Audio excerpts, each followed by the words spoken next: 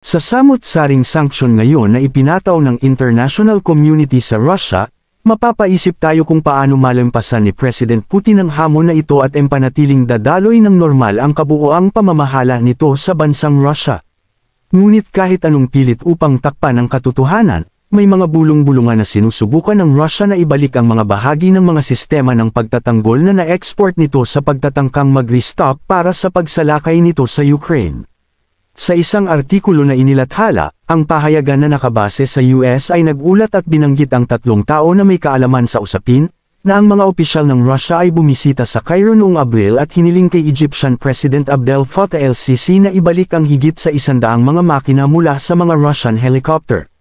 Sinasabi ng mga mapagkukunan na sumang-ayon si Sisi at malamang na magsisimula ang mga paghahatid sa Disyembre.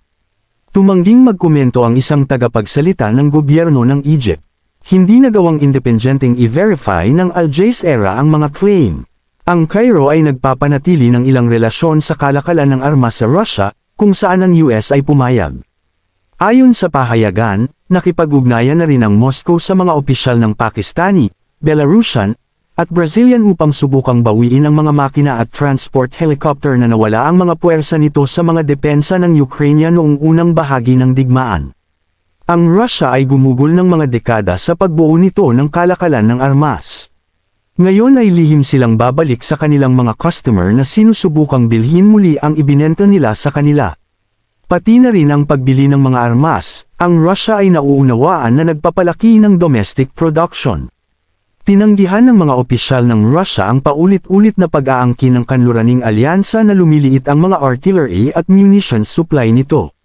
Sa kabilang banda, sinabi ni Volodymyr Zelensky na sigurado siyang magtatagumpay ang Ukraine sa digmaan nito laban sa Russia at iginiit na may plano ang Kyiv para sa hinaharap, habang ipinagtanggol niya ang mabagal na takbo ng kontra-offensiba ng kanyang bansa.